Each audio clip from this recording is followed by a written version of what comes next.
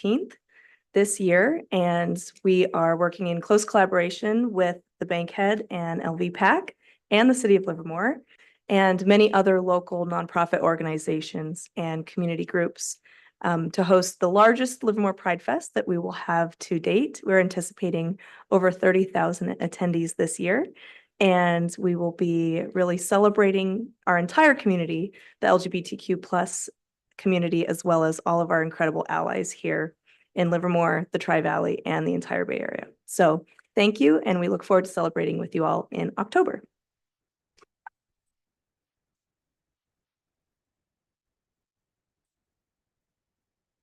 Thank you. Okay, so now we move on to something that's near and dear to my heart, the High School Senior Arts Awards for 2024.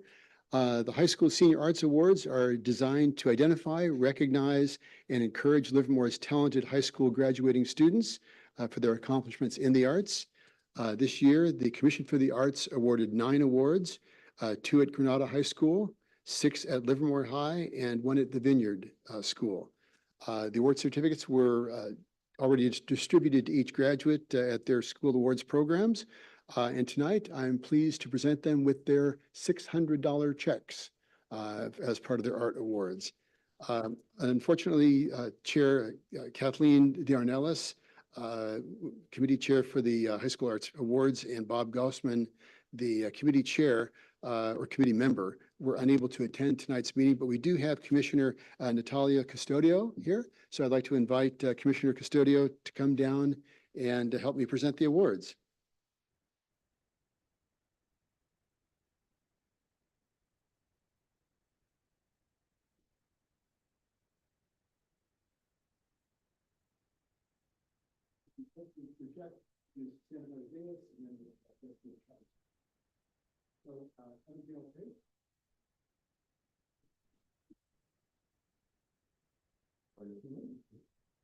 Let's go this way. There we go. All right, pay attention, everybody. Shake hands. Congratulations. Oh, we got there. Yeah, it's all theater, right? Congratulations. Okay, very good. Ariana Zenekas.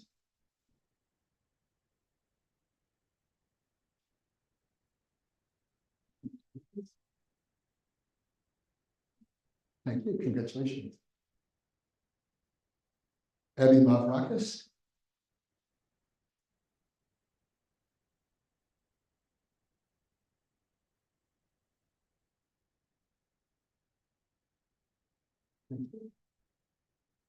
Oh, got you. Thank you. Eliza Lloyd. Congratulations. You can stay. You can get a picture here. Come on, come on. You're the commissioner here. Thank you. Leanne Clarice Gutierrez. Ooh, we're getting a little bit of feedback here. Sorry.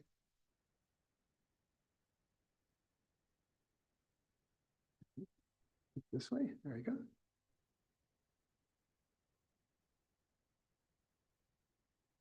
Congratulations. Puhan Huynh.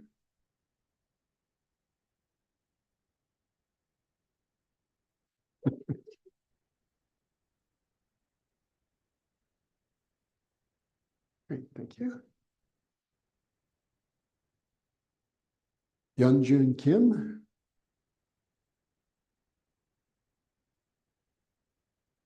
Congratulations.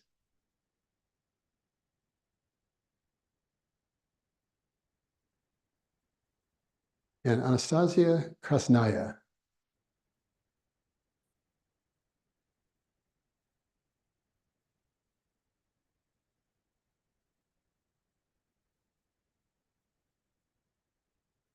Okay, great. And group shot here.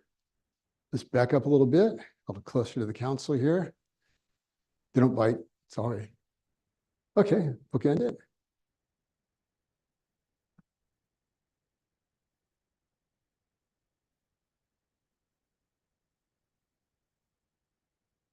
Everybody got it? Okay, very good. Thank you.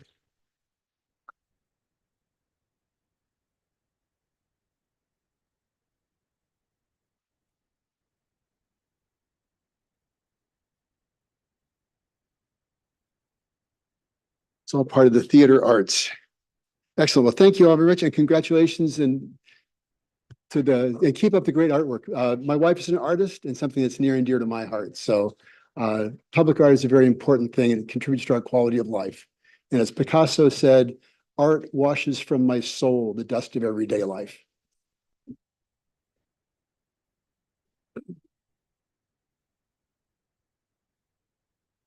Okay, next we have an update from the Livermore Youth Advisory Commission. We have Chair Alexa Slumitra. Hello again.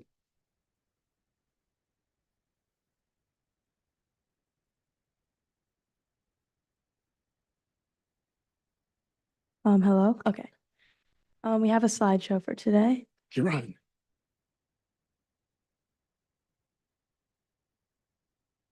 There we go. Okay, so I am the chair of the Livermore Area Youth Advisory Commission, and today I'm here to give you guys the annual update. So we have 15 members and then 3 staff liaisons. So 15 commissioners and their names are listed on the slideshow. And we have a chair, a vice chair, and a secretary. And we meet monthly on the first Monday at 7 p.m. And our duties and responsibilities, well, our main one is just to provide that connection between city council and city leadership with the youth, because sometimes they may feel excluded, but we want to make sure that doesn't happen. So we put on a variety of events and contests every year to make sure that they feel included in this community. And so our main responsibility is to really just care for the health, safety, welfare, and education of Livermore's youth constituents. So in 2024, there's a little Easter egg there. If you remember that picture when we did the interviews, I said I was going to use it in this presentation. I was thinking ahead. But yeah, so we had 2 main projects, and one of which was the World's Fair, which was, we had done it in the past, but it kind of halted during COVID. So we brought it back in 2024. And that is basically where we have a variety of like cultural performances and cultural crafts, as well as cultural foods. And we put it out in the public at in front of the Bankhead Theater. And we have youth, really in any age range of youth. We had a lot of families show up, and we had around 200 people per day, and we had 2 days of this. So between March 9th and March 10th, we had a bunch of events throughout the day for Livermore youth constituents to come and check out. It was a great celebration of culture. Oh yeah, you were there. It was. And then our second contest that we put on this year is our Equity, Inclusion, and Media Contest. And basically, we gave youth in Livermore the opportunity to either choose like create an art piece or create a written piece about how they felt they were represented in Livermore. And we want to take their responses and use it in the future and to help our commission really evaluate what the youth in Livermore prioritize. So we had people submit either option, and the prize was actually pretty cool. It was an Apple Watch or a Samsung Galaxy Watch. And we reviewed all the submissions, and then we had 2 winners pictured on the slideshow. And then we also had a variety of collaborations this year, one in which is the city's general plan commission. They came over and they kind of told us about the structure of their general plan, and then they asked for our feedback, and they brought booklets, and we looked at aerial views of the city of Livermore and gave our input as youth, because we're going to be the ones that are living here and starting families in future years. So we wanted to make sure that for 2045, Livermore is well equipped. And then another thing we did collaboration wise is we represented our own commission at the Tri-Valley Youth Commission Roundtable. And that was an all-day event where we basically shared our ideas with neighboring commissions, and then they shared their ideas with us. And something we really liked is the fact that we learned from new events that they had inputted this year, when they learned from like our events, such as our World's Fair. So what's next for next year? So we want to get involved with the Community Service Day. We have a plan of really talking about it earlier this year so that we can bring more youth involved in it. And we know that it was canceled this year, but we hope to be part of it next year. And then another main thing we're doing next year is really transitioning our program to under the library because we're no longer going to be restricted to the Brown Act. And you might be wondering, why would we want the Brown Act to be removed? Well, right now we can't really have any outside communication, and we can't spread the word about the commission on Instagram or any form of social media. So we're hoping with the removal of the Brown Act, we're able to better integrate more Livermore youth into our program. And so that also goes along with our recruitment for next year, which we're currently in the process of. And then two more big ideas we really want to achieve next year is one is visiting middle schools and having people from our commission come and speak to middle schoolers and get them prepared for high school and give them any advice that they learned. And the way we're going to achieve this is this year, we're going to make sure to prioritize starting this early because last year we wanted to do it, but we kind of like think about it and then it's already too late in the school year. So we're hoping to implement this earlier this year. And then the last thing we want to do is assist seniors with technology at the community center because we know there's already a senior center there. So we really want to include the youth and senior connection there. And that's all. Thank you. Don't go away yet. Hang on, wait. Alexis, don't go away yet. Do you have any questions for the commission chair, commission chair? Yes. No questions. I just want to say I really appreciate everything you've been doing under your chairship. I've seen a lot of great work and I'm just really impressed with what the commission's been up to. So thank you. On the collaboration with the Climate Action Summit that we did. And thank you for your input on the general plan, because as you said, you're going to be inheriting this community. And the reason we're so committed to this is we want to make sure that you can inherit the best possible community that we can. So thank you for all your input and thank you for the great work you do. Thank you. Thank you.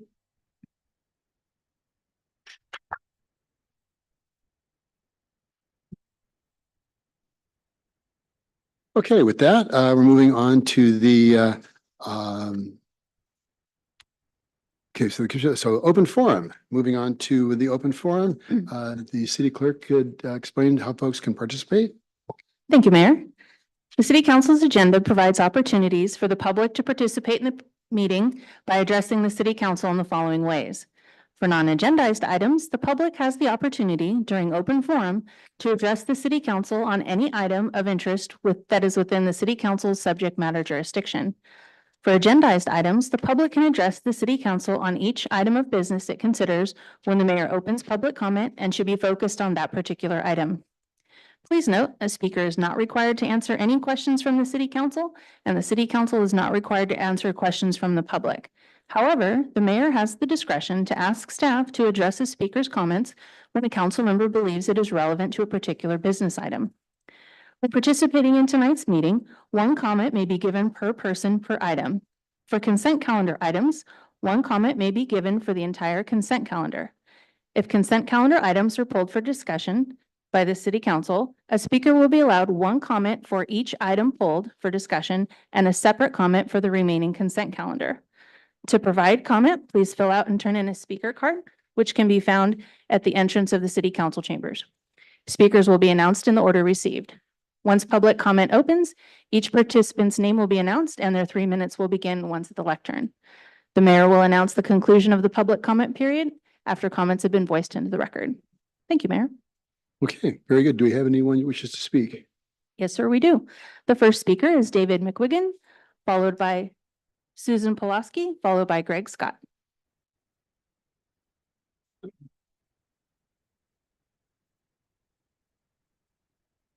When the founding fathers wrote the Constitution, they recognized the importance of an independent judiciary. They knew it was important that everyone is equally accountable under the law, a principle that Johnny clearly doesn't believe. Let's look closely at the complaint brought against Officer Black to fully understand just how far Johnny goes to cover up crimes committed by the Livermore police. We were told the complaint was that he slept with a woman who was under the influence. That really doesn't sound very bad, does it? You could almost imagine laughter coming from beneath the sheets, but there was clearly nothing to laugh about. When they said slept with, well, that was a polite way to say sex. So the complaint was really about sex with a woman under the influence.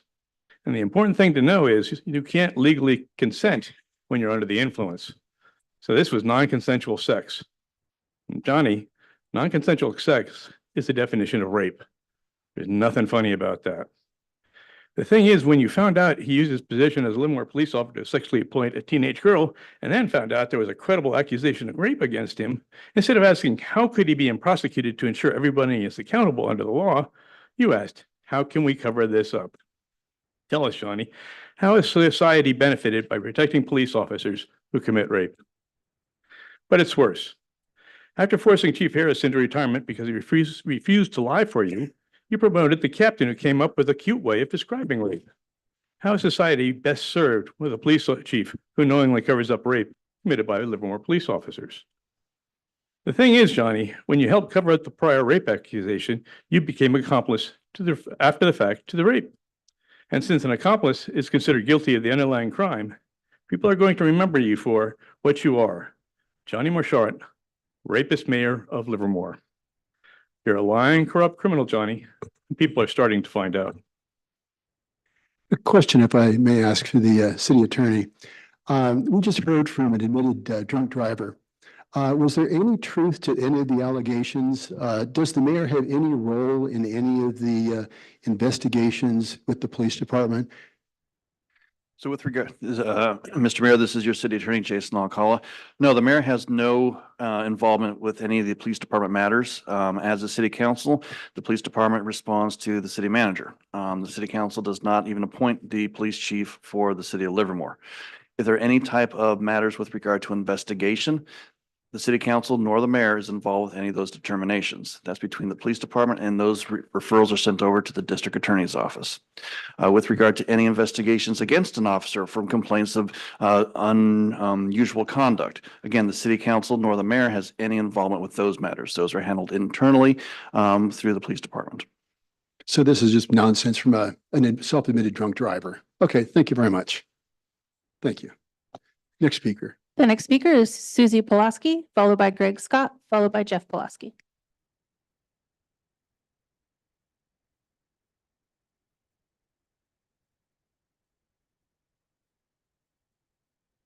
Good evening, Mayor Marchand, City Council members. My name is Susie Pulaski, and my husband and I own Allen's Automotive and Towing at 185 North K Street. Our company for the last 16 years has held one of the towing franchise service spots with the city of Livermore. All the police officers, police dispatchers, and records departments have been friendly and easy to work with. During our years as a franchise holder, the police administration has never held annual meetings with the towing companies to discuss any problems, rooms for improvement, or giving us any feedback at all. On September 10th, 2007, Captain Weiss explained to the city council how the rotation would work. There would be two lists, one for small towing and one for heavy towing. Our company was on the small towing list. The upcoming changes to the 2024 towing franchise RFP is requiring all companies wanting to apply to have a heavy truck, a medium truck, along with 3 small trucks in their fleet to be considered as a franchise holder. I emailed Chief Young to ask for a meeting to plead our point. Chief Young responded with, "We can't have our rotations pass on large vehicles or RVs. This has been the practice over the years. We were never on a heavy list. If the rotation list is changed, nobody let us know. So we're being punished for turning down heavy calls." I also requested with the police department through the California Records Act, copies of all written records, emails, visits, or phone calls between Captain Reynolds, Sergeant Lash, and 2 local tow companies that I believe knew of the upcoming changes. I received nothing back but a copy of the 2024 towing RFP. I also believe this has soured our relationship with the police administration. There are 10 tow companies in Livermore wanting to apply for the city tow franchise agreement. 5 have heavy trucks, 5 don't. That's 50% of the licensed businesses that can apply for the towing for Livermore. I would also estimate the calls generated from the franchise agreement to be the heavy tows about 10% of the call volume and 90% of the call volume to be the small tow trucks, small car towing of the tow. Livermore would benefit to follow in City of Pleasanton's lead by setting rates on what to be charged for towing and storage to its motoring public and citizens. Pleasanton has set a rate of $275 for small car towing, and storage rate is $110 a day. On average, Livermore police rates are $50 more for towing and approximately $25 more per day for storage. It's the same tow truck. We use the same tow truck. It's the same storage lot. The only difference is Pleasanton tells us what we're going to charge, and we all happily sign up for it. Thank you for your time. Thank you. I'm sorry. The next Go ahead. speaker is Greg Scott, followed by Jeff Pulaski, followed by Connie Cops.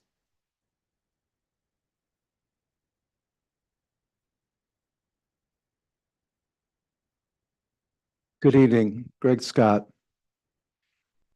A quote from Arundhati Roy. Quote, "There's really no such thing as the voiceless.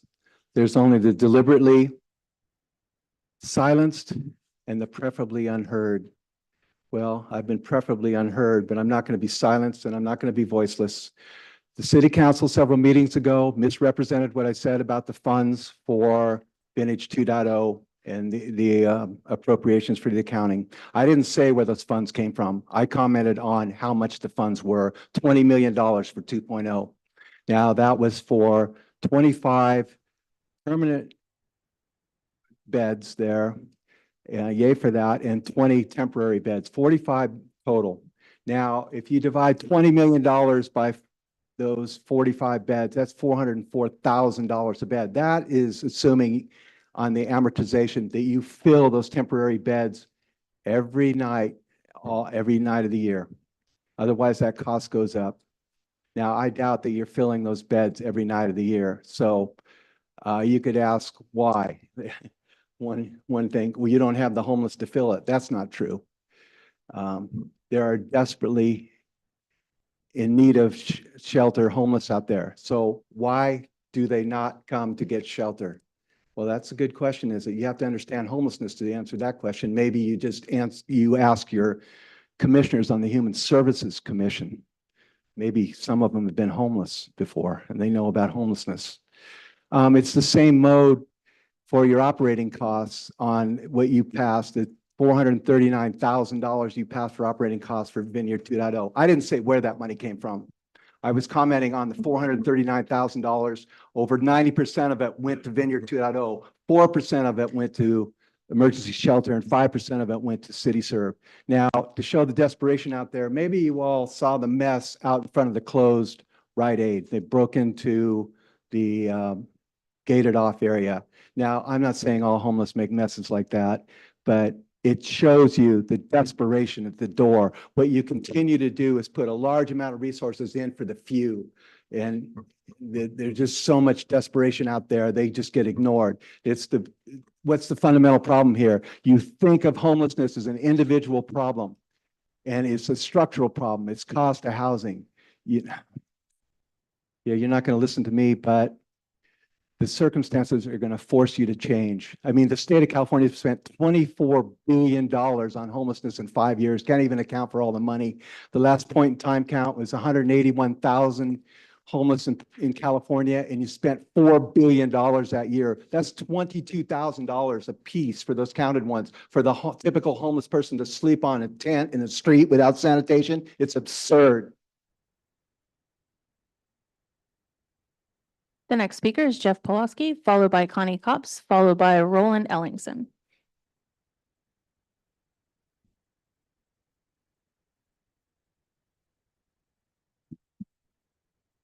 Hello, my name is Jeff Pulaski. I'm President and CEO of Allen's Automotive and Towing. Been on rotation in 1981 February, and I'm still on rotation right now with the franchise currently. We came here to talk about what's happening with the city of Livermore. They decided that in order to get our motorhomes towed and boats, we have to have everybody have a lot of equipment, like over $1 million worth of equipment. That's going to equal a lot more charges to customers. To stay in business, you got to pay for insurance for that equipment. Excuse me, Mr. Pulaski, I'm sorry to interrupt you. Could you speak into the microphone so we make sure we record it? Sure. Thank you. So I'm here to say for the council to please look into what the city of Livermore direction that they're going to go to try to be fair and impartial to small businesses to stay on rotation. There's plenty of small businesses here in Livermore that would love to be on the rotation for the small trucks. There's enough big rigs in this city to handle all the big rig tows for motorhomes, even boats, all that's necessary. This is the first year that the city of Livermore is offering money from the abatement fund they've been receiving for years and years to pay for the disposal of motorhomes. First time.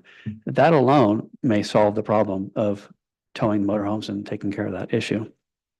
I think that there's probably at least 5 more companies that would love to be on rotation for the small trucks.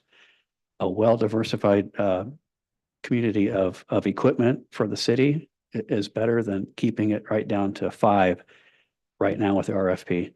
Is only 5 companies that are qualified that have big rigs, heavy, medium duty trucks, and all the little trucks. There's not that many calls for the big rigs. It's not like we're going to go out and spend $700,000 to $800,000 on equipment that has to be ordered, and it takes a year to get this equipment put together. We were given 3 weeks notice. This is what we're doing, and go ahead and apply for it if you can. If not, thank you for your service, was told to us by the chief. So I'm going to end there. All I say, look into the people that are on rotation now, and somebody has to be passing all the calls for their motorhome problem. We can't tow them because we don't have a truck big enough.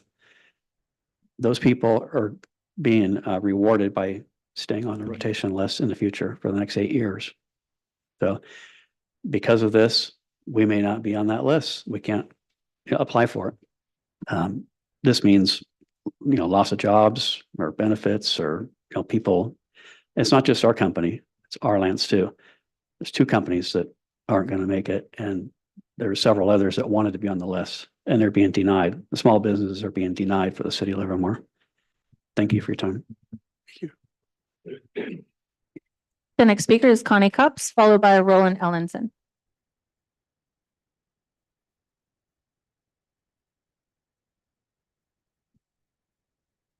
Hi, I'm Connie Cops, and today I'm here talking about my business venture, Use a Bag, a Lot of Bag. I am really interested right now in collaborating with agencies, organizations, and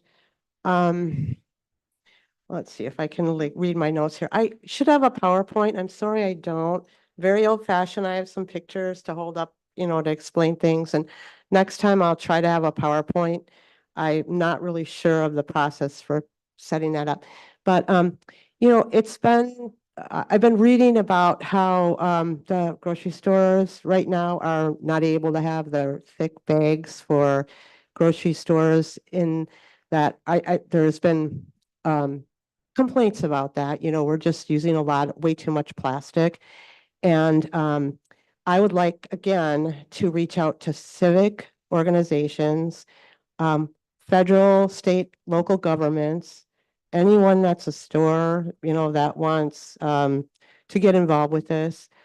So Safeway, Kroger, whoever, might want to get involved with this.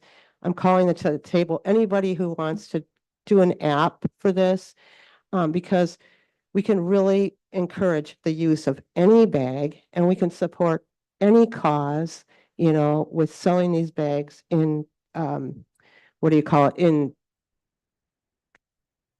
reference or to raise funds for these causes. Sorry, I get aphasia, I can't help it.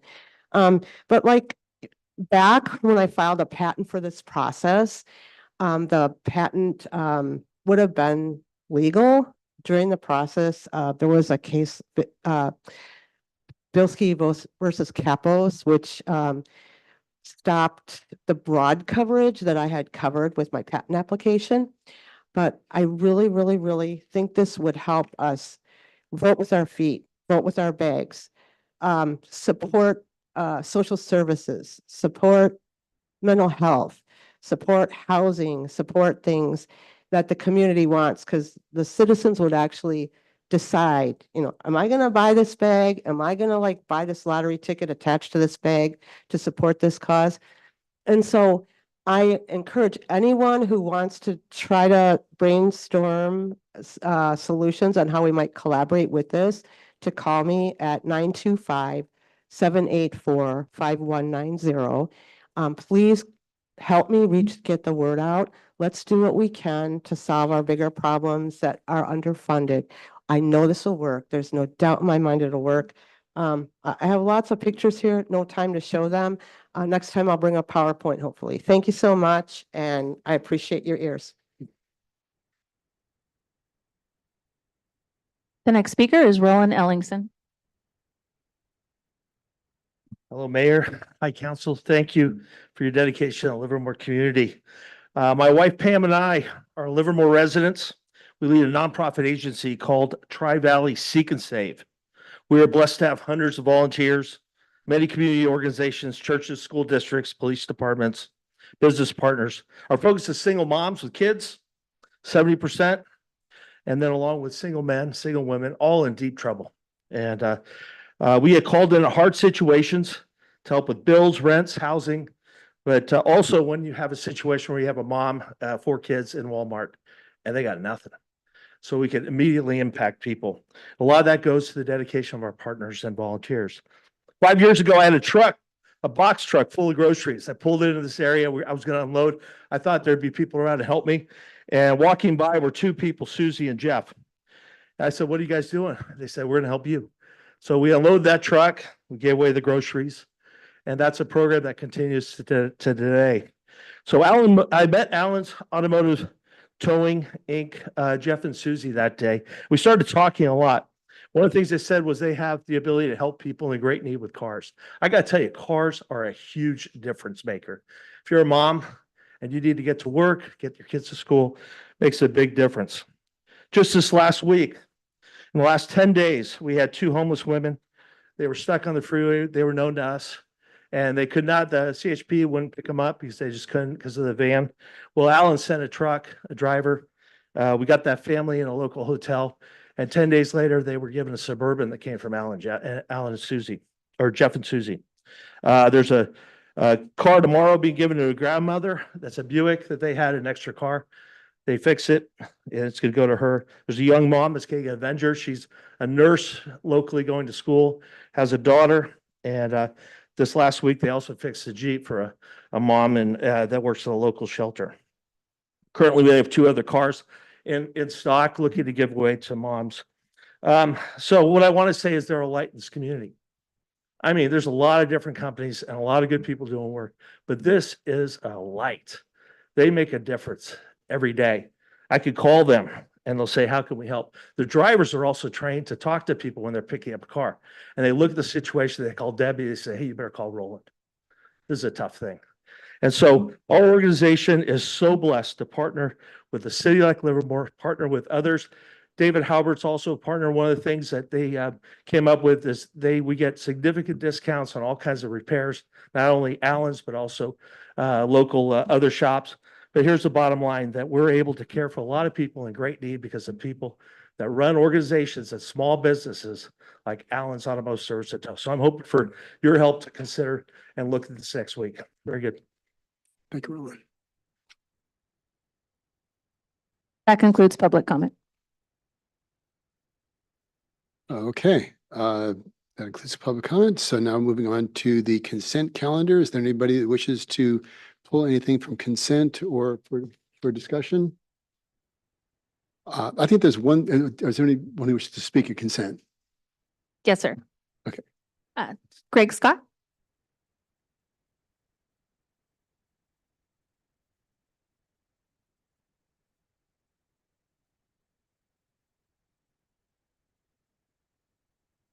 Speaking on 5.13, the budget update. I was reading the other day on the Federal Reserve Bank corporations, the Fed, the central bank, the debts for municipalities is over $3 trillion. 3 trillion, that's one with 12 zeros behind it. We're going crazy on the debts, and I urge the city of Livermore to be very careful on the debts. Not only municipalities are going crazy on the debts, the state. Governor Newsom is dealing with the debt. He's supposedly figured out $17 billion of the debt. Now he's got to figure out another $25 billion. And then we've got a federal government that's running a deficit around $10 billion a day, over $2 billion trillion, $10 billion a day, over $2 trillion a day. We can't keep going on the debts like this, not municipalities, not regional entities, not the nation. So we really need to look at the debts. And also, one part of the budget is paying for the retirement system, the CalPERS, California Public Employees Retirement System. Is the largest retirement system in the country, has just under $500 billion in assets, around $494 billion in assets, and that is only 72% of the funding necessary. That's part of your pass-through fees. You are going with an outfit in Newport Beach. I can see why you're trying to figure out your way out of CalPERS. And what CalPERS is so desperately doing, they're siding with the plunderers. That is the private equity people. That business is a $27 trillion business. And it is what it's exacting out of America is insane. And what is CalPERS doing? CalPERS is so desperate that they're expanding their investments in private equities from 8% to 13%. More corporate entities are reducing their private equity investments. Why? Because of the lack of transparency and the tie-up of the money for so long and these secret letters and all this stuff. And also, CalPERS is expanding into the private credit, private debt market to 5% of their investments. The private credit, private debt market is about $1.4 trillion right now. It'll double in 3 years. It's another scam. We're so desperate. We're scamming. We're borrowing money over and over. Be very careful on your budget.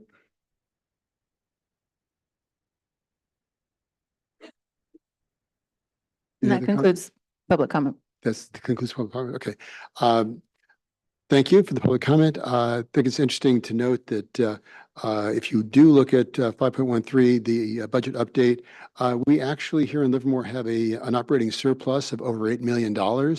I think it demonstrates how well the city has been run. We reduced our other post-employment benefit deficit by over $50 million in the last 9 years. Looking at some of the neighboring communities, one of our neighbors has a structural deficit of $11 million. Another city in Alameda County has a structural deficit of $177 million.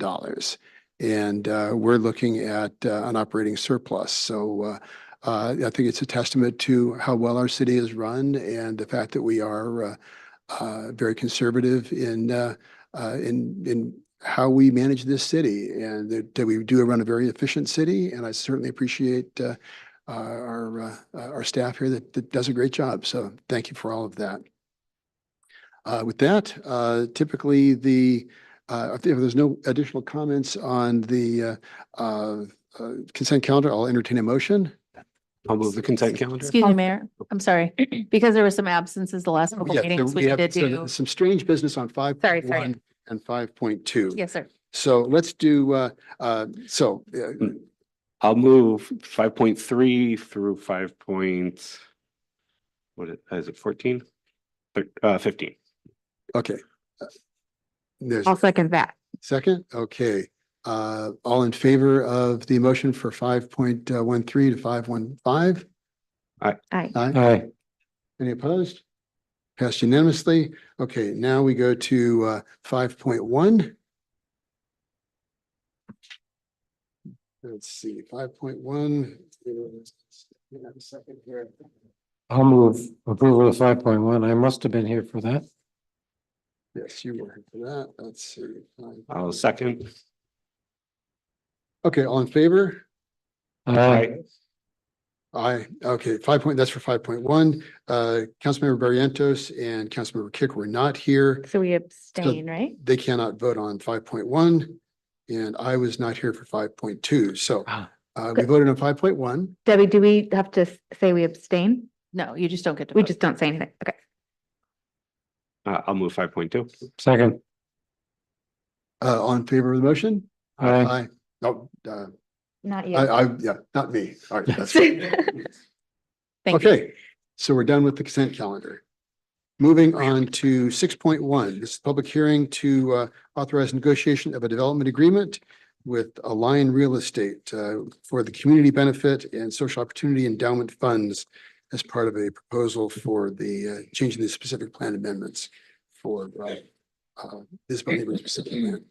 Honorable Mayor Marchand and members of the City Council, this is your City Manager, Mariana Matisheva.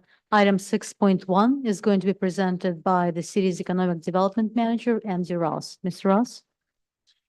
Thank you and good evening, Mayor Marchand, members of City Council.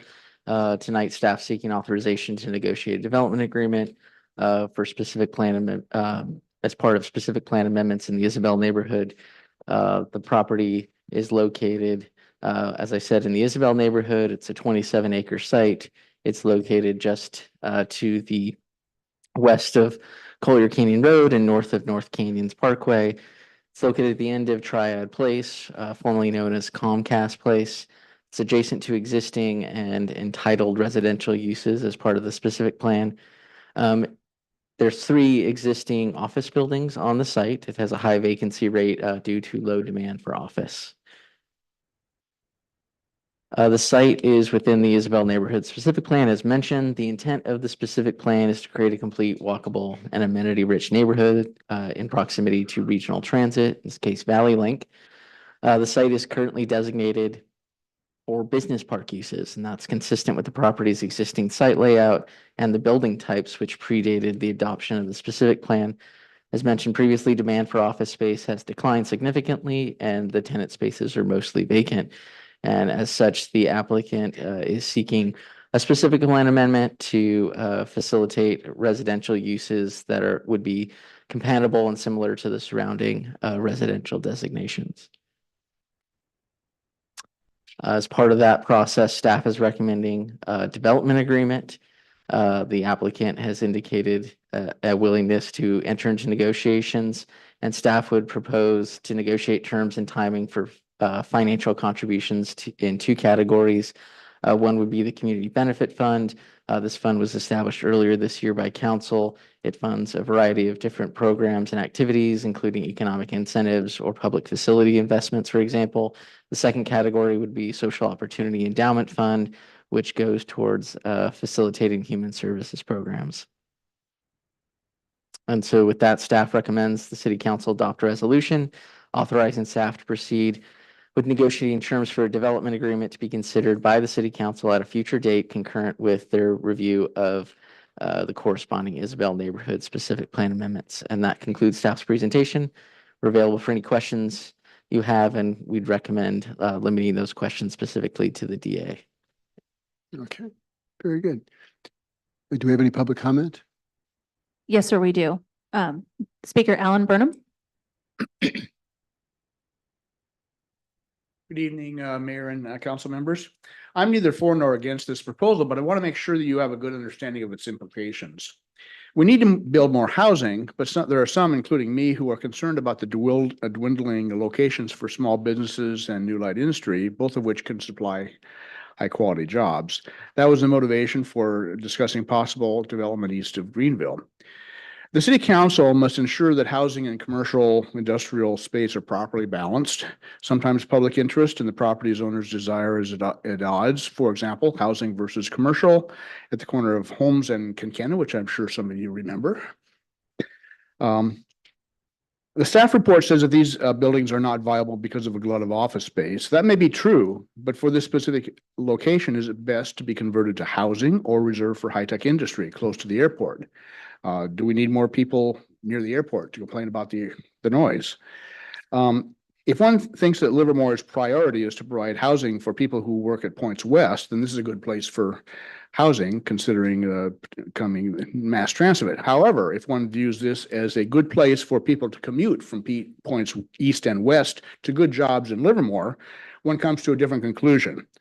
So unless there's a good analysis of how this fits into the general plan currently being considered, I recommend that you postpone a decision on this until that analysis is done. Thank you. That concludes public comment. Okay. Do we have any questions from the council on this? Councilmember Brennan?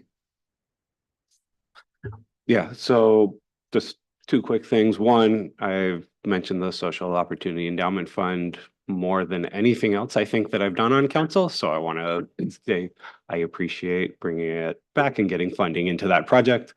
So I'm very grateful for staff for considering that as part of this.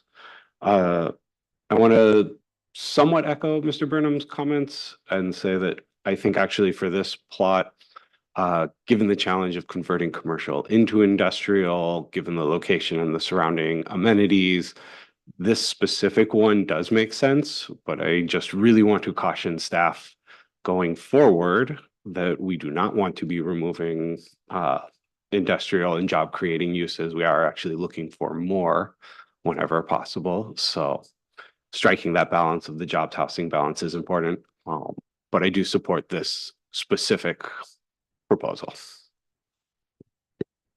Councilmember Kick? Our general plan update, which is to be talked about later, does that include changes to the Isabel neighborhood specific plan? No, it does not. So no matter what happens with the general plan update, our Isabel neighborhood specific plan would still be in place. This would still require a DA, be it now, or later. Does staff feel that in a few months, they may recommend something different? Or do you feel confident in the recommendation you're making today? So I'll answer the last part first. I think we feel confident in the recommendation we're making today because we're seeking your authorization to negotiate with this party about potential land use changes. And we'll evaluate those land use changes in the context of the Isabel neighborhood specific plan, but also in the context of general plan compatibility and consistency with general plan policy. The proposal isn't requiring a general plan amendment, so it's somewhat not related because this area is designated as the Isabel neighborhood in the general plan. It's implemented through the specific plan, hence specific plan amendments. Right. I just wanted to ask you that to make the point that I don't think that waiting a few months would change our mind anyways. And I think some community members do plenty of delaying, and I don't want to be part of any delaying for any housing when it's not necessary. So thank you for bringing this, and I'm personally in favor of staff's recommendation. Any other comments, Vice Mayor? Yeah, thanks, Andy, very much for the presentation. I think I generally agree with my colleagues up here and I think Mr. Burnham makes a good point. The one question I do have is, at least from some of the material I read, it's mostly vacant. Is that true?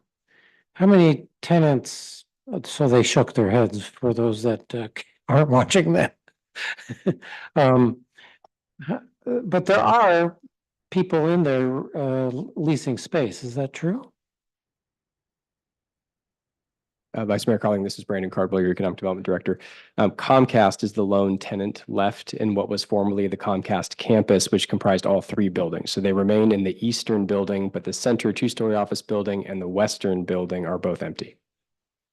Okay, so Comcast is the only one in there. I presume that they've got some plan if this passes tonight and for the future. Is that true? They would have the protections of their lease. So they would be able to remain there for as long as their lease was in effect, and they could certainly work with the developer or the owner to continue that lease if both parties agree to it. Okay, great. Thank you.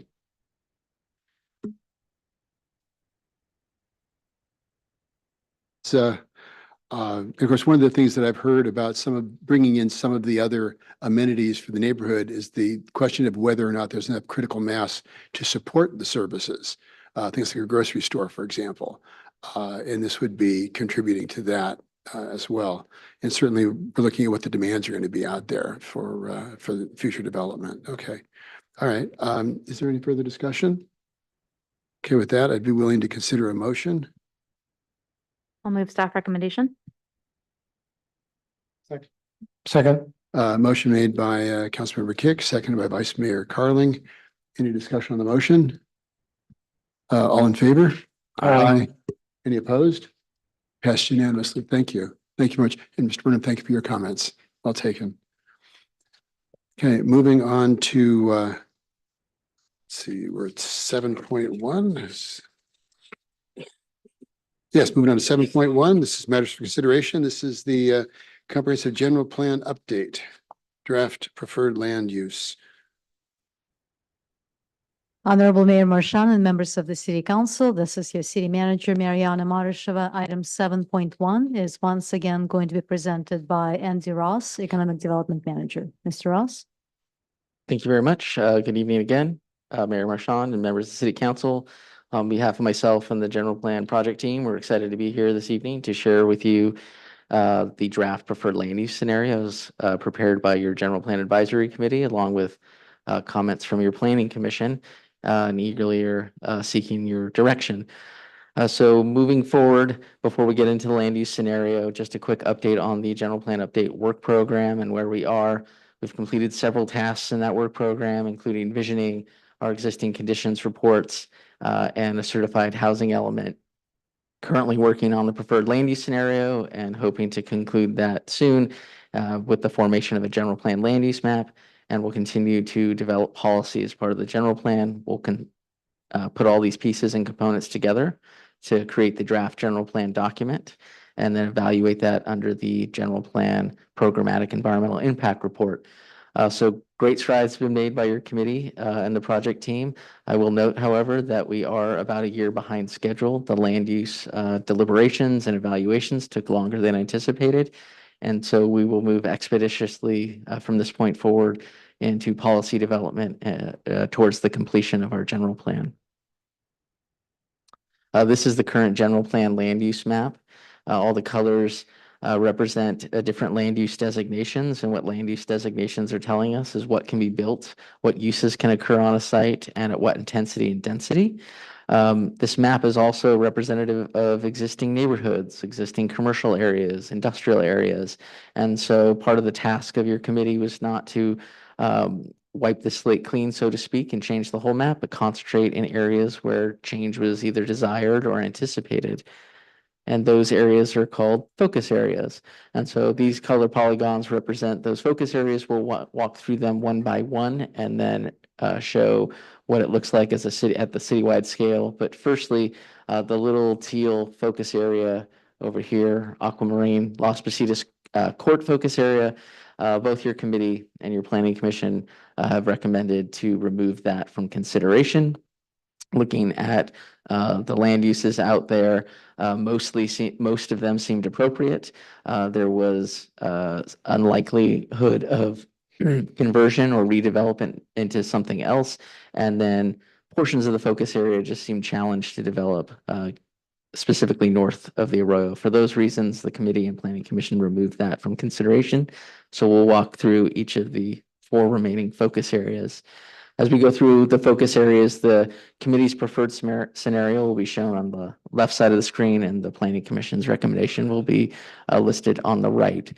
So for the Vasco Row preferred scenario, the vision for Vasco Row is a entertainment district, a maker village that could support winemaking and breweries that are occurring there now, and some commercial component, but also desire to expand upon that and maybe bring in other craft industries or artisan industries. And so the committee looked to do that through a mix of different uses, including a range of housing types, as well as mixed industrial, commercial, and wine country commercial designations. Your planning commission is recommending a slightly more simplified approach. They looked at the focus area. They took into consideration the surrounding context and compatibility of uses, and also some of the feasibility of some of the use types, and is recommending moving forward with simply an industrial commercial designation that would support maker uses like breweries, distilleries, etc. On the west side of Vasco Road, and facilitate wine country uses on the east side of Vasco Road.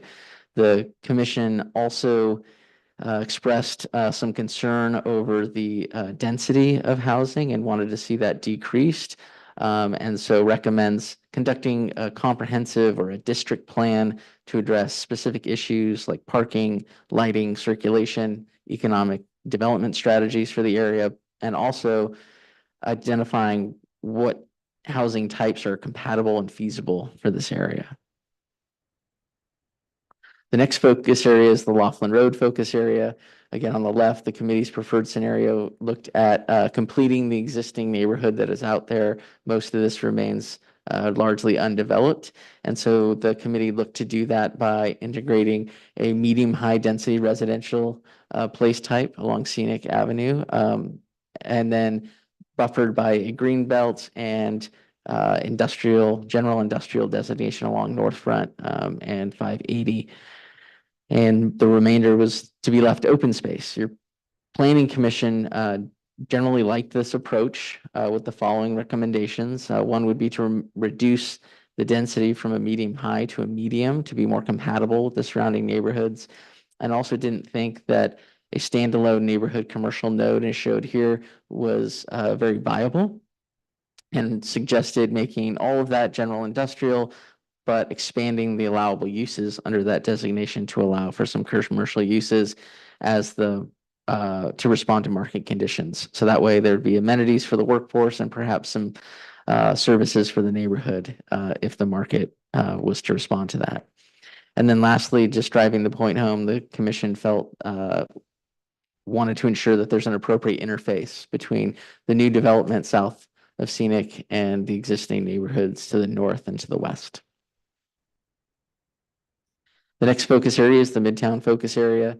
The committee's preferred scenario is on the left. The vision for this area is a complete neighborhood with a mix of uses and housing types and opportunities, an array of job generating uses and services to make a complete walkable functioning neighborhood.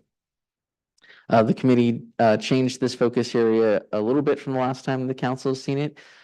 Firstly, they've consolidated it down into a much more defined area for two reasons. One, the committee felt that this is the area that was most likely to experience change based on what was occurring on the ground currently. And two, to preserve some of the other industrial uses around the area that have smaller building footprints, smaller scale operators, wanted to preserve those and make sure we were not creating any non-conforming uses and supporting those uses. The Planning Commission generally liked the approach of the committee to have the highest density closest to the station with the lowest density, lower densities as one moved further away from the station area, and also appreciated the non-residential uses in the form of a mixed industrial office type along 580. That does two things. It creates opportunities for job generation in the form of research and development, lab spaces, advanced manufacturing, but also buffers the neighborhood or residential uses from potential impacts from the freeway. So with that, the Planning Commission recommended proceeding with the specific plan, that the map looked sufficient as is, and that we should get into some more granular issues on how to address things like station area planning or parking considerations for Valley Link, multimodal access and circulation throughout the neighborhood, identifying appropriate housing targets for the neighborhood, identifying neighborhood services and infrastructure needs, and also develop strategies through a specific plan for job creation and the facilitation of these other amenities. Lastly, the commission recommended that the specific plan should support transit, but not be dependent on transit, that if we're developing a specific plan in this area, it should stand on its own and be independent. So to put a finer point on the Planning Commission's recommendations, if you look at the image on the left, this would be the Midtown area. There'd be a designation for Midtown. It would be implemented through a specific plan, a map similar to what is seen on the screen on the right. This is the work of the committee that would be foundational in a more granular land use map that would live in a specific plan. This is a practice your general plan already undertakes through the downtown area, which is implemented through the downtown specific plan, and the Isabel neighborhood designation in your general plan that's implemented through your Isabel neighborhood specific plan. And lastly, the east of Greenville future study area. So the committee did not make a recommendation on a land use scenario for the Greenville focus area. That was a work in progress. They requested additional time to conduct further analysis and evaluation, given the complexities of the focus area. And the commission agreed that the area is complex and it does need further study and analysis. However, the commission was concerned with further delaying the adoption of the general plan, and so recommends identifying the East of Greenville area as what we call a future study area.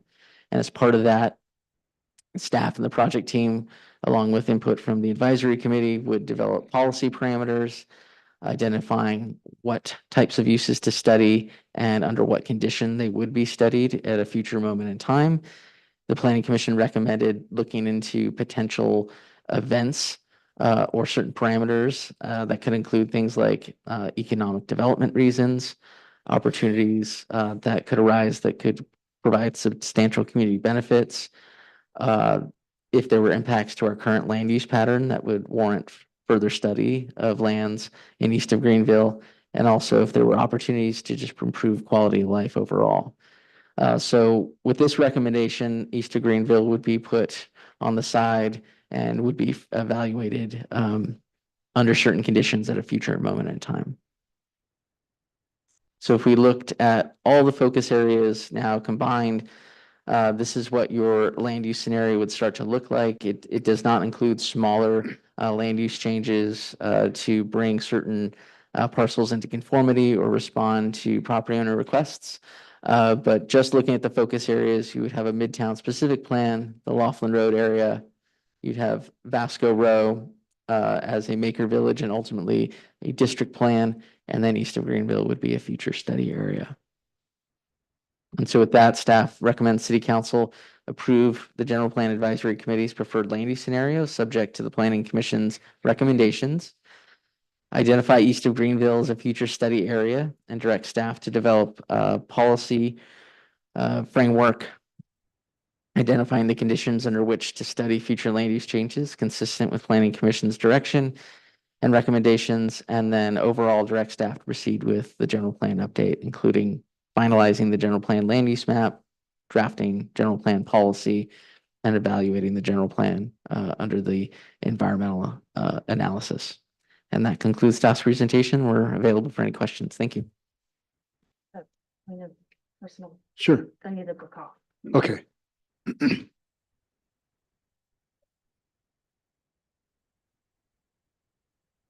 All right. So, do we have any public comment?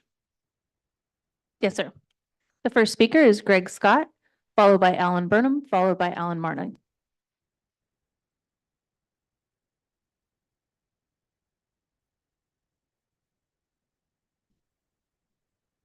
Greg Scott.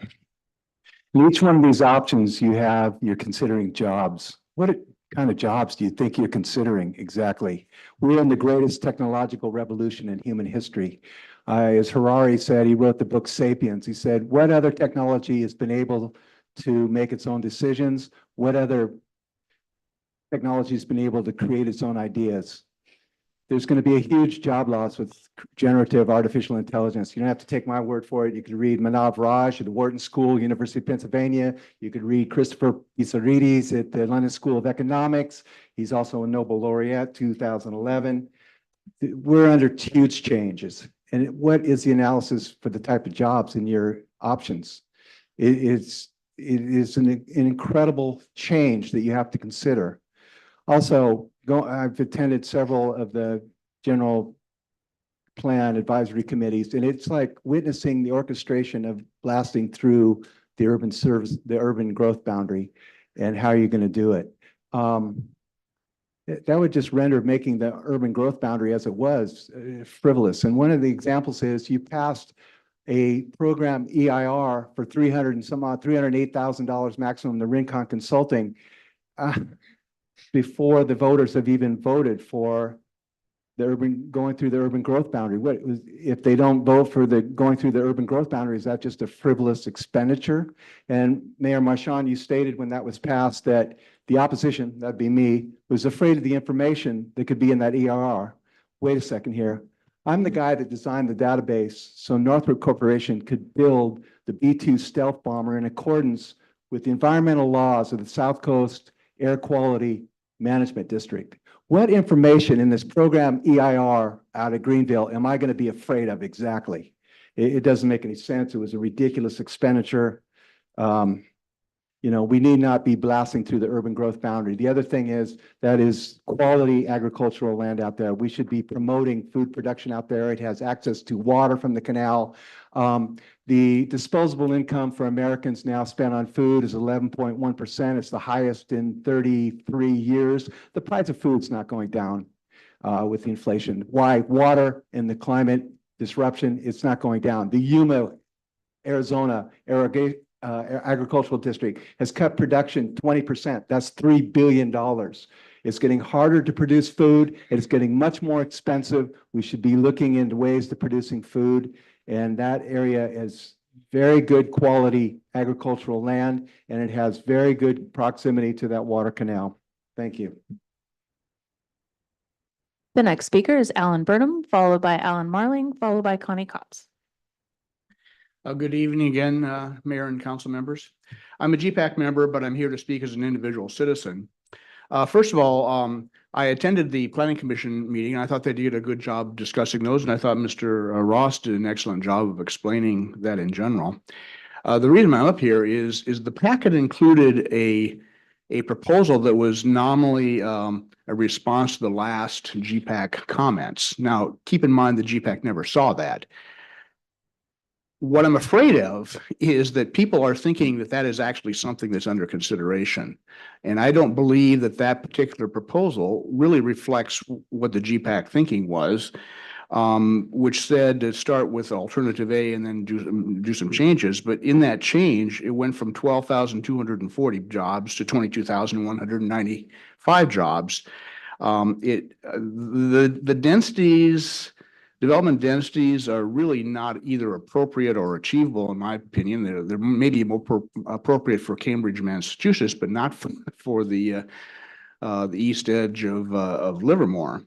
So why am I saying something that you're not actually voting on tonight? And it's exactly because of what you just heard Greg Scott say, that there are straw men out there that really aren't viable, and we shouldn't be pretending that they really are under consideration, because it's like waving a red flag in front of a bull. There's really no reason to be doing that. I hope it is clear, and I'm speaking not so much to affect your decision tonight. Make it sure that you, as the city council members and the citizens of Livermore, realize that I don't know of anybody who's really proposing high density industrial development east of Greenville Road. Thank you. The next speaker is Alan Marling, followed by Connie Copps, followed by John Steinbush. Mayor and council members, I'm a Livermore resident. I hope you will continue to prioritize walkable neighborhoods near public transportation, such as we heard tonight in the Isabel neighborhood and Midtown specific plan. Suburbs are in a bind because the car culture we were built on is fundamentally unsustainable, and we can't keep burning oil, and frankly, we can't keep wasting resources and electricity on single occupancy automotives. We will have to rely more and more on active and public transportation. Now, this will free our cities of the burden of excessive auto parking and car infrastructure dominance, and it will increase the safety of children, pedestrians, and bicyclists. Luckily, Livermore has a rich tradition of being connected to the railroad. We can expand that and make our city and suburb continue to thrive. Thank you. The next speaker is Connie Copps, followed by John Steinbush.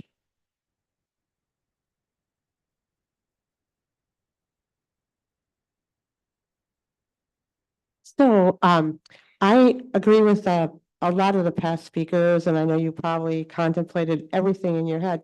The one thing I don't think our city staff and our council members really realize is how much the public probably doesn't understand how this is going to affect each and every, district. I think it's not wise to have focus areas without talking about the big picture. I think walkable communities should be everywhere. I realize that we have to build housing. I think there should be a balance. I would like to see it balanced out so every district has some kind of a walkable community. There's a Valley Link that hasn't been approved yet. I've been to a lot of the county meetings, a couple GPAC meetings, general plan committee meetings, and I've been interested in this in a long time. And I overheard somebody say that 2/3 of our required housing allocation is going to end up in that Midtown area. And where I live, I don't like that. I don't like all that building where I live, as I understand the maps that are given, as I understand what I think Valley Link might look like. I don't even know what that might look like. All I know is the 1/2 a mile radius circle that it encircles, kind of like covers an area that I think really could use less population, less traffic. I don't know, will people drop their cars off? Will everything be walkable? I think whatever happens in my district with which Ben is happening, and I like to see it proposed in every district to have some kind of walkable community and supporting all income levels. I don't want to see like projects. You don't want to see projects. You want to see people teaching others. And I think if you put too much in one area, you're going to have problems. Now, I know a lot less about water than you do. I know a lot less about other areas, but I don't see why we can't balance it out. You know, we shouldn't have it all in one area. And I hope that the public would get more time to study these maps closer before you just decide on what's happening tonight. Thank you. The next speaker is John Steinbush.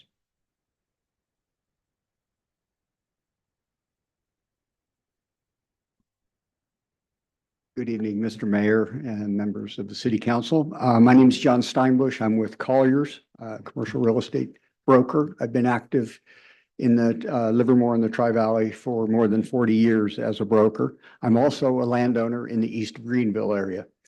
I've been following this general plan update since it began several years ago. And for context, I was also active in the general plan update that ran from about 1999 to 2004.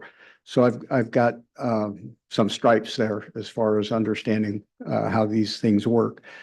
A general plan update, so once every 20 to 25 year opportunity for the city to address its long range plans. It's a comprehensive look at where you've come from and what the future might hold for the city and how to plan for that future.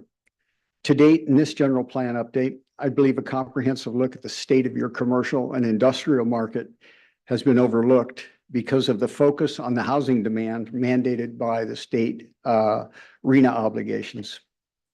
To date, information regarding the state of Livermore's commercial and industrial sector and the land remaining in the city for growth in that sector has not been studied in detail and thus not properly addressed.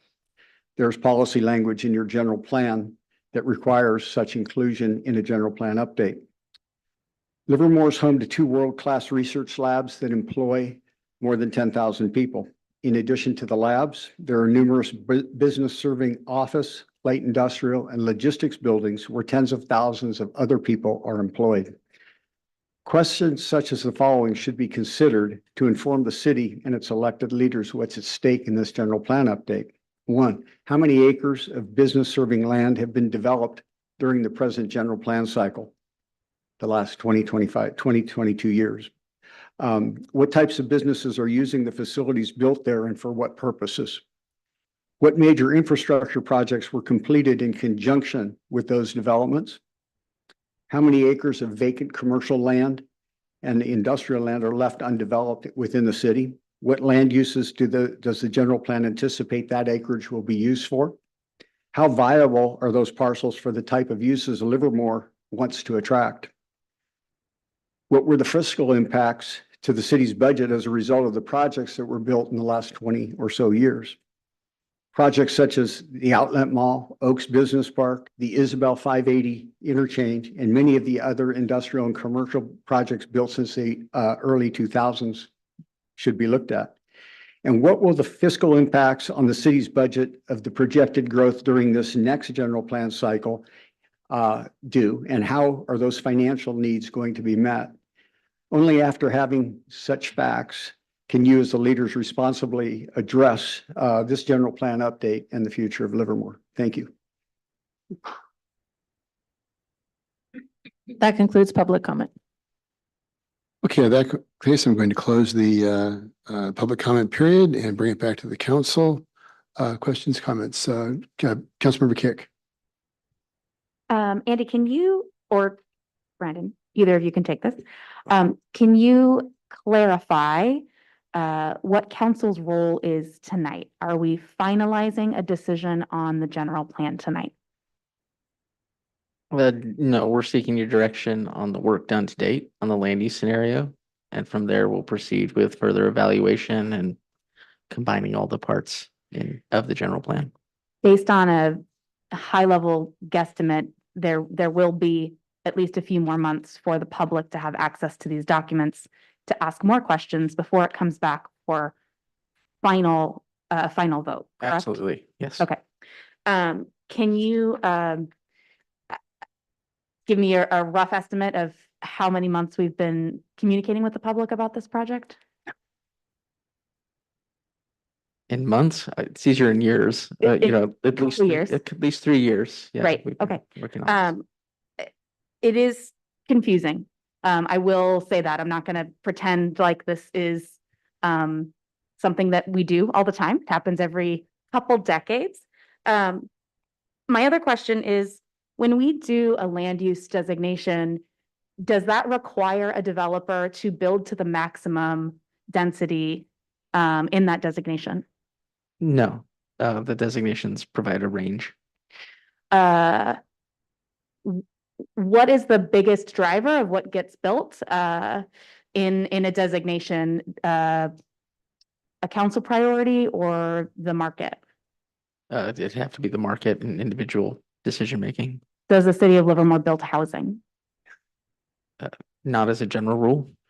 So generally, we have developers come and build. So again, these are very broad guidelines. You could think of our general plan as like a very loose cookbook. So we're giving ideas of what you can make, but it's up to the individual chef in their own kitchen and the tools they have at their disposal, the money they have in their bank account to buy what kind of produce, what type of groceries. So I understand that this is a really huge project and process, and I've had the extreme privilege of having many hours worth of conversations about this. So I appreciate the public concern, but I will say that we will have more conversation, and tonight is not a final decision. I really appreciate the comments from the Planning Commission, and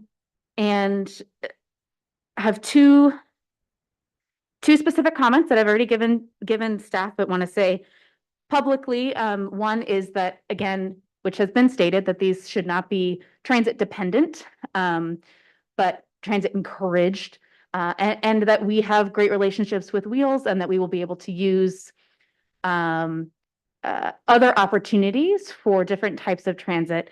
A specific plan is something that Livermore does pretty well, I think. I think we have a very successful, what is it, the South Livermore, I don't remember exactly what all their. The Livermore Valley Area Plan. Yes, Valley Area Plan, a very successful specific plan, similarly to the Isabel Neighborhood Specific Plan.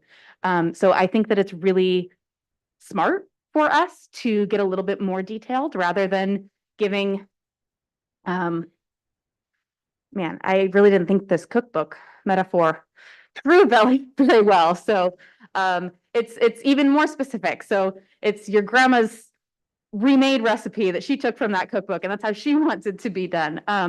So those specific plans, while it does take more staff time, and will take even more necessary public input, I think has an extreme public benefit, because it allows us to think about the entire picture, including transit, including multimodal transportation. And again, provides another step, another opportunity for the public to weigh in. So I'm happy to see that we have specific plans as a recommendation. And I very much agree with that recommendation. So I think I've said enough, and I'll pass it on to Branning. Councilmember Branning. Thank you. So first of all, I want to thank the General Plan Advisory Committee. They did an excellent job for the last several years working on this and have stayed on longer than they were originally told, and I appreciate everything they've done there. I want to thank the Planning Commission for all their work on this. They really made our job a lot easier, and staff, of course, for years of work now on a very complicated document. Generally, I want to say I agree with staff's recommendation on Vasco, Laughlin, Greenville. I think that's all great for the Planning Commission's recommendations and updates on what the General Plan Advisory Committee stated. I have basically 3 comments that I'd like to see with small changes or policies going forward. First of all, I do agree with Mr. Steinbush, and I'd like to see the city do some form of a commercial study.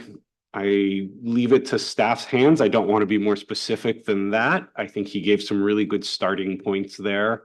But something looking forward at what commercial is currently and what it will look like in 20 years. So we can make decisions there. I'd also like to see, generally speaking, a new designation for the product that we're actually building the most of, which is townhomes, roughly falling in that 24, 25 on the low end to 34, 35 on the high end. It falls somewhere between the mid-high densities we currently have. But I think making that a designation might actually assist us in getting the product we're actually looking for in some of these locations. And then the last thing is I want to talk about the Midtown specific plan a little bit. And I see how we ended up where we are, but I disagree with the final outcome.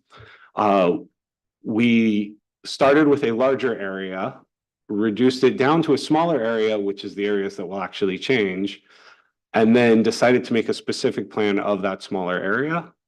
And I think if we're looking at making a neighborhood with walkable, bikeable amenities, transit, shopping, all of that, that we should look at increasing back the size of the specific plan. We don't need to change the land use designations in most of it. It's just the areas that we're looking at changing that will still change, but really making sure that the rules are consistent. If we want people walking to Safeway, we should include Safeway in there. And so I don't have the exact boundaries where it would be. I would leave staff for that, but something along the lines of Mines to Vasco and roughly the freeway to Las Positas or Patterson Pass, depending on the staff's determinations on what would make the most sense. So I'd like to see the specific plan area increase. The land use designations, though, would likely stay relatively the same as what GPAC and planning put forward. So those are my recommendations of changes. If council agrees with me on this, I'd like to see those move forward. Okay. Councilmember Barrientos, any comments? I like some of the listings that John Steinbeck threw out there, and I hope some of you took notes on some of the ideas you threw out there. And I keep thinking, this is a general plan. It's a plan. It's not like concrete. And, you know, for all we know, we'll be gone, some of us in 4 years, be a different city council here. And the other thing is, someone came up to me a couple days ago and said, oh, you're going to vote to expand, to break the urban growth boundaries. No. And I saw the headline that says that we're going to vote on it. And I told her, that's not true. You, the people, have to vote on whether we do that or not. So right now, the idea is just to plan, just in case, what are we going to do with that? Instead of just, oh, now we got all this property, we're going to do with it. So the whole idea is just planning ahead. And I think, you know, times will change. We don't know. Giant earthquake will hit or something and change everything around here. So I I like the ideas from John and we're not gonna go and break the urban growth boundary. Be listening out there unless you vote to do so. Thank you. Vice Mayor? Yeah, thank you. I want to thank Andy and Brandon. Thanks for the presentation. And I, like my colleagues, appreciate all the time and energy that staff and the public have put into this over the last several years. I also, to Mr. Branning's point, appreciate what Planning Commission does and helps us in terms of making our job a little, I don't want to say easier, but more straightforward, I suppose. I do have, to Mr. Steinbush's point and maybe Mr. Branning's, I would like a little more specificity on item number 2. I'd like to know what the conditions might be. I mean, at least give us some notion of what you think they might be in terms of what would trigger us taking it to the public, for example. Right now, we're not planning on taking it to the public anytime in the future, but what are those conditions? And maybe they go back to what Mr. Steinbush was talking about in terms of housing, jobs, balance. I suspect that this is a long time in the future, but I think, at some point, we need to have some, from my way of thinking, what are those triggers? Are there specific things we can think about that might suggest that we do a more in-depth study of that area east of Greenville? We're not ready to do it now. I get that. And I also think it's many years in the future, but what might be those conditions?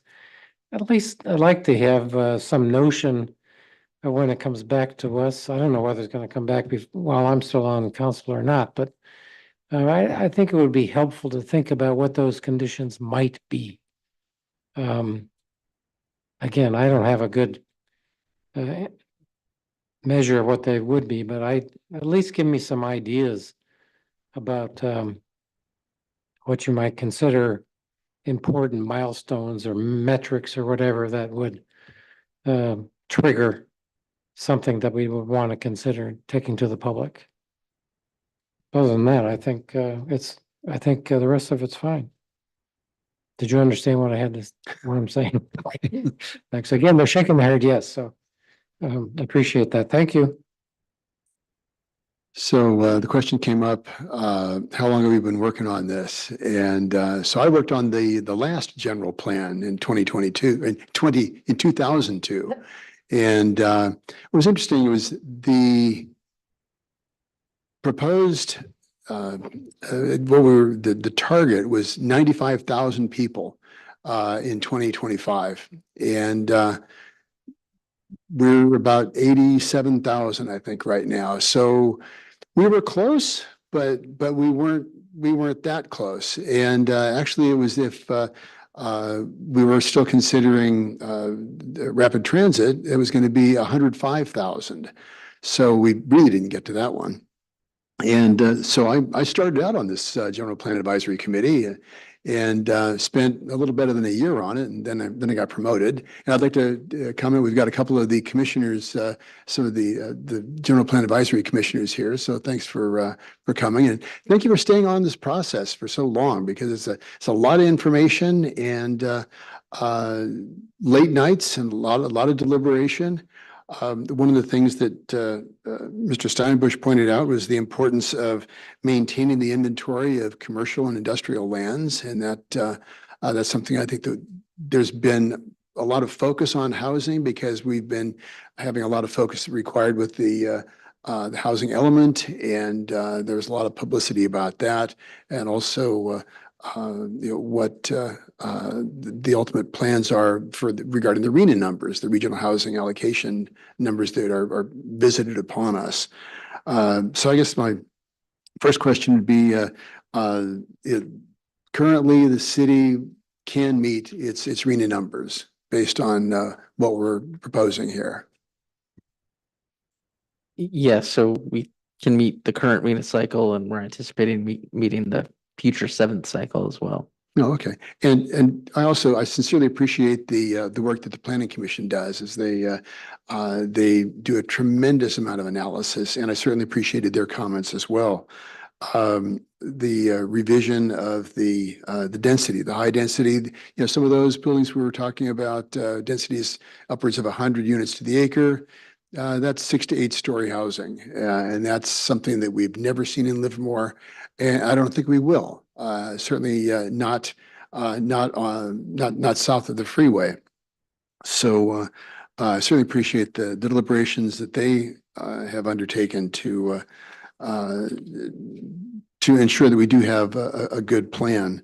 It was brought up the east of Greenville, and let me ask, I've seen it, front page on the Independent. Has the city ever had any plans in place to develop east of Greenville? No, No. I didn't think so. So I read that, it's like, well, no. And there was a comment about having an EIR done. Well, anytime that we extend, if there were ever any consideration to extend the urban growth boundary, it would have to go to a vote. And it's my understanding that before it can go onto the ballot, there has to be an environmental impact report. Is that correct? I see everybody nodding their heads. Yeah. So you cannot put something on the ballot to ask the voters to make a decision unless you have an EIR. So if we're going to ask the public, we have to have an EIR in place. There's another comment about the fact that this should be farmland because it's proximate to the canal. The water in the canal is taken. That's not like a free-flowing river. All the water in the canal is taken. All the water that goes through the canal, that goes to the Wente takeoffs. He's gone. But that goes to the agriculture, and then it goes down to a couple of different water districts down the canal. But just because you're close to the canal doesn't mean you can use that water. There's these water allocations and water rights. That's where that goes into play. So there was some, Mr. Ross alluded to this, and so did Councilmember Kick. There's a focus on transit-oriented development, and the Isabel Neighborhood Specific Plan went there because it was proximate to the Valley Link. Same thing with the transit-oriented development at Midtown. What if Valley Link does not come in? Now, the main thing we're looking at right now is funding for that. And we just got back from Washington, D.C., and there's a lot of people excited about that in Washington, D.C. But what if it doesn't get built?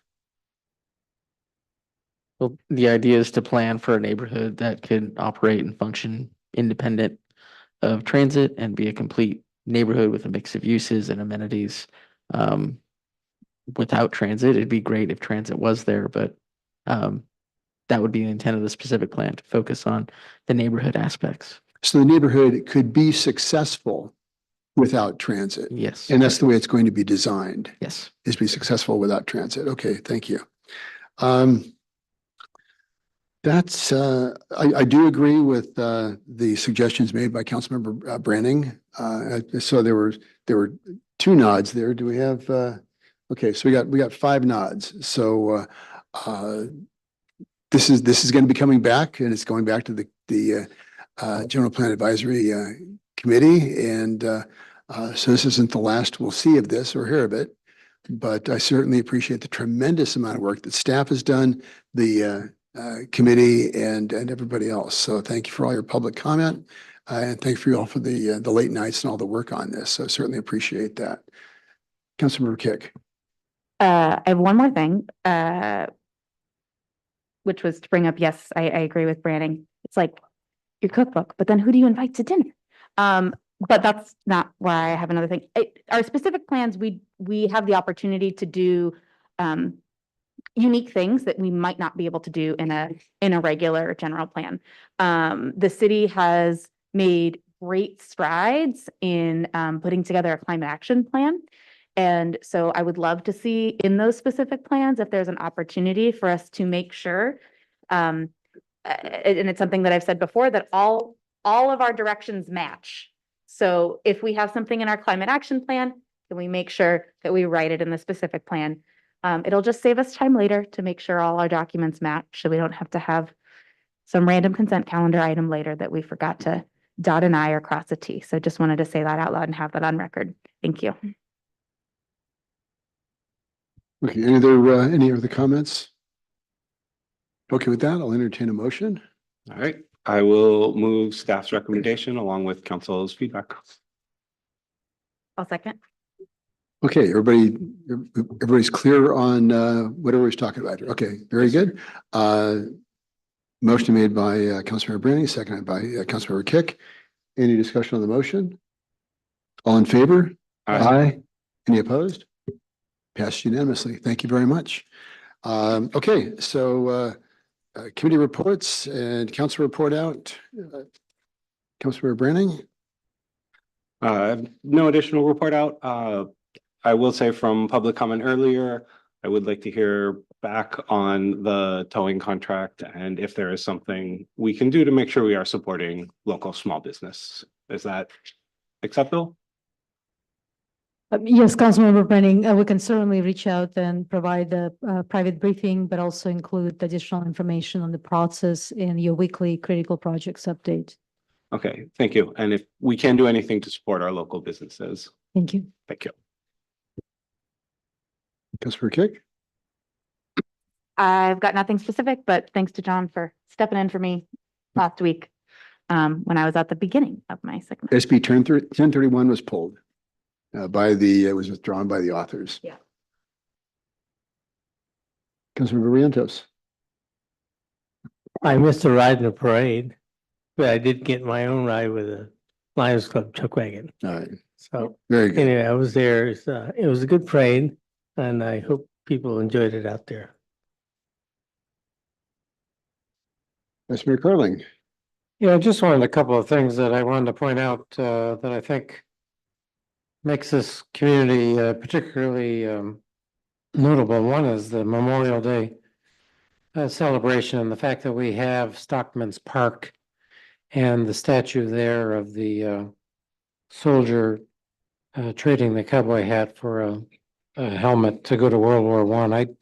The mayor and I were there participating in that remembrance, and I think it's so meaningful to have that as part of our community and to offer that to the residents as a place where we can remember those that have given, as people say, the ultimate sacrifice for this country. So I just wanted to point that out. I think that was really a terrific opportunity and a special moment. And I think we've created a special location in this community for that kind of a celebration of past heroism. I also want to point out that Livermorium Day was on the 30th. And again, a great celebration and recognition of some students at our high schools. And so again, it was a great opportunity. I have to admit that design of that park has really turned out to be quite spectacular. You're welcome. I know John was very much instrumental in the nucleus that's there. So it is pretty remarkable. I also participated in the rodeo parade, which was great fun, and had the opportunity of my wife and I went to the mixer, and that was great fun. Again, another part of this community that I think we can all celebrate as being a unique to any other place around close by. And I hope everybody has seen the fencing going up at Blacksmith Square. We had a groundbreaking recently, and Mike Madden and his team are going to add some special new opportunities for dining out in and around Blacksmith Square. So take a look at what's going on there. Again, progress downtown. In addition to the, the parking structure going up on one end of that area, fencing is now up around Blacksmith Square to take the next step forward in terms of completing the development of something that John and I were involved in 6+ years ago in terms of designing that particular area. So that's it for me at the moment. Well, Thank you. So in that Blacksmith Square, that's adding over 13,000 square feet of retail and restaurants. So that's going to be another beautiful jewel in our downtown. And you mentioned Stockman Park and how fortunate we are to have this wonderful place for the community to gather. And remember, we approved Veterans Park, which is going to adjoin Stockman Park. And we're going to get there too one of these days. But we approved that 6 years ago, and now we'll eventually get there. But the fact that we have Stockman Park and Veterans Park and Livermore Plaza and Bankhead, the Shea Plaza in front of the Bankhead, and Lizzie Fountain, where the children on a hot day go to play. I mean, we have all these wonderful places for the community to come together and gather. And that's one of the things that really makes Livermore quite the remarkable place, and very, very proud to represent that. Livermore lost a very dear friend recently.